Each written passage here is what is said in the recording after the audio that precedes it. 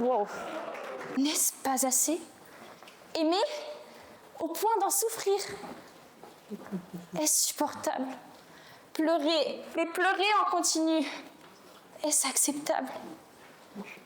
Suis-je capable de surmonter toutes ces difficultés?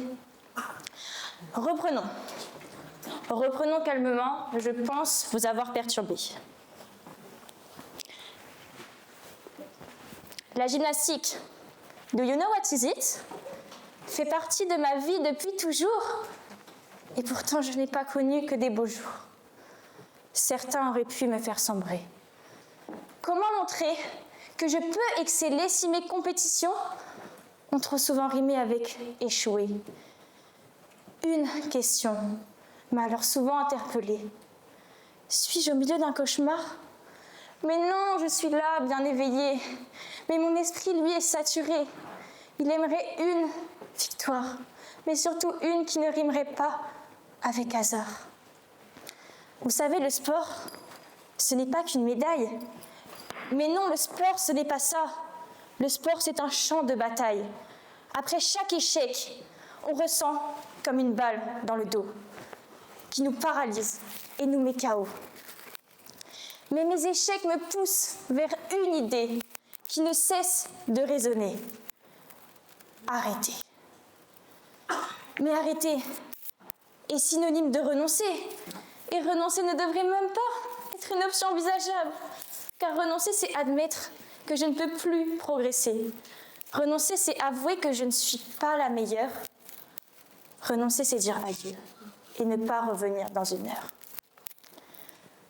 Un échec peut émouvoir. Plusieurs échecs vont forcément décevoir. Mais échouer n'est plus exceptionnel ou étonnant. Échouer fait partie de tous mes entraînements. Mais pourquoi? Pourquoi est-il toujours aussi difficile à concevoir? À chaque échec, des larmes se crient. Et je préférerais que cela reste un secret. Mais l'échec ne doit pas nous anéantir. Il doit nous pousser à rebondir. Je ne sais comment tous les surmonter, les accepter. Je n'ai pas encore trouvé toutes les clés. L'échec est présent à chaque instant et je dois l'accepter. Je vous rassure, je ne rime pas totalement avec médiocrité. J'ai quand même réussi cette année à me qualifier au championnat de France. Et d'ailleurs, en voilà un petit extrait.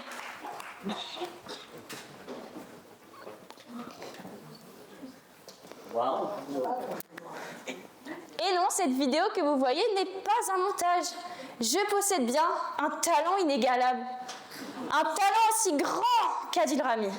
Ce joueur si épatant qu'il a passé la Coupe du Monde sur le banc. Ou qu'Olivier Giroud, la même année, lorsqu'il a oublié qu'il devait marquer. Blague à part, j'aimerais vous remémorer un souvenir pour certains et un avant-goût du futur pour les prochains. Des révisions intenses pour une dissertation.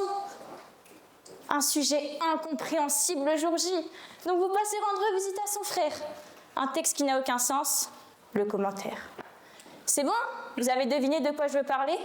Évidemment, le bac de français.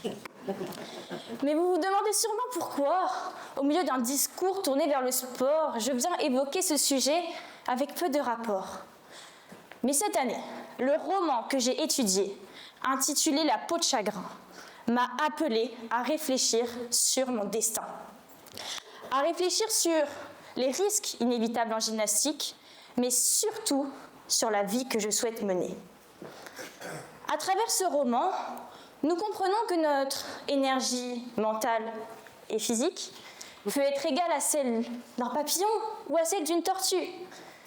Si on décide de vivre pleinement, cela n'est pas sans conséquence. Mais si on décide de vivre une vie simple, cela risque fortement de nous ennuyer.